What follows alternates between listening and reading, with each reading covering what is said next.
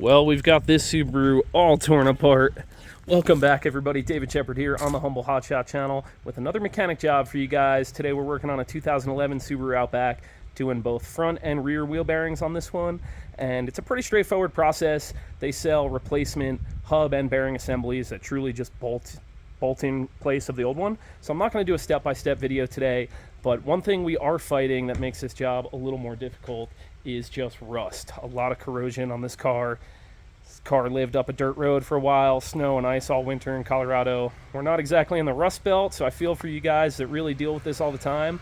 But like I said, the snow and ice and the magnesium chloride they put on the roads in the winter all plays a role in just adding a lot of rust underneath a vehicle like this. So I'm going to show you my tips that have been successful for me in the past fighting rusty parts right after a word of scripture. So today I want to share Matthew 6:19 through 21. I think I've actually shared this on the channel before, but it's so fitting for today because it says, "Do not store up for yourselves treasures on earth, where moth and rust destroy, and where thieves break in and steal. But rather store up for yourselves treasures in heaven, where moth and rust do not destroy, and thieves do not break in and steal. For where your treasure is, there your heart will be also." So remember, guys, the things of this world do not last. They could be taken away at any time through flood and theft and rust and corrosion, and all these things can be destroyed and taken from us. But if you put your faith and hope and trust in Jesus, you have eternal treasures that will last forever. So thanks for listening, guys. Now I'm going to show you what we're dealing with. Obviously working on the rear first.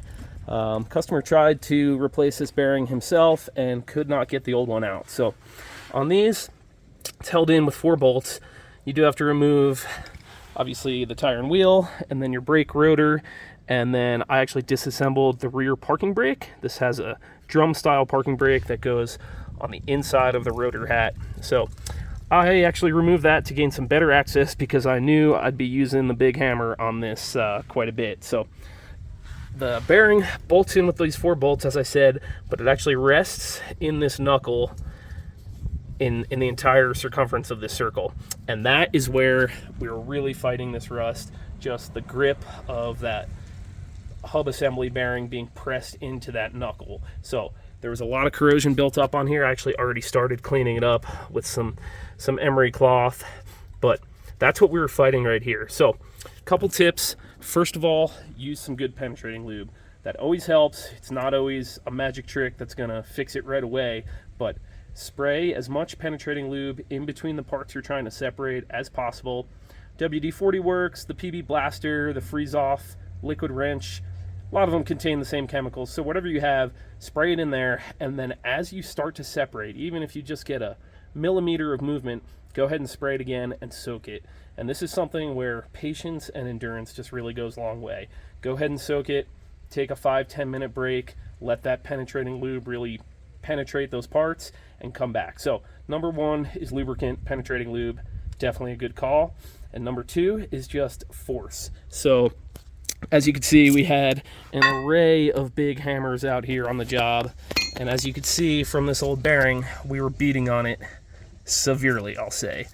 If you look, there's about an entire inch, well, okay, maybe about a ½ inch that's actually stuck into that knuckle assembly, and it was just frozen in there with rust. So use some penetrating lube, that definitely helps, but like I said, it's not gonna magically just free up parts like the advertisements might lead you to believe. So we soaked that first. That's definitely my first tip. And then using force, number 2. And it's important to note, you know, you could beat on something all day long with as much force as possible, but if you're not hitting it in the right spot and at the right angle, it's probably not going to come out. So with a part like this that's set in a circle, if you just beat it to one side, you're going to wedge it even worse. So it's really important to use equal and opposite force, I'll say, to beat it one way and beat it the other way. Beat it top, beat it bottom, and kind of work it until those parts start to separate. And you can see from the evidence of our hammering, we did just that. Beat kind of on the bottom quadrant there, bottom right quadrant, and then top left, bottom left, top right, and just use that equal and opposite force to walk that part out. So again, this is going to require patience. I was really getting after it. I was getting sweated up and would just beat on this until I got a little movement, soak it with penetrating lube again, and then start the hammering process again. So lubrication, brute force, and then third, I will use heat. Heat can expand one metal, so in this case I didn't have to bust out the torch, but if I did, I would be heating this surface here. So heat expands, right? So I would be heating all around with the torch, all around, trying to heat evenly this knuckle here, not the bearing itself, because we want this to slightly swell up and this to come out, right? So it's important to note, just like with the brute force, you want to use heat in the proper place. Now, with that said, heat, a good torch just tends to break up rust and any grit that's in there and just kind of melt things free anyway. So if you're getting heat in the general area, it's probably going to help. But for me, I always try to heat basically the female part, the part that is around the one I'm trying to separate, if that makes sense. So in this case, like I said, it would be this knuckle, not the bearing. So those are my 3 tips. Using a good lubricant and continuously using it as you get more and more access, and allowing it to soak and do its job even overnight, or if you know you're going to do a job, go ahead and soak those parts 2-3 days in a row beforehand. That will definitely make your life easier. Number 2, brute force in the right spot, at the right angle, in the proper direction. And then number 3, using heat. It's kind of a last resort for me.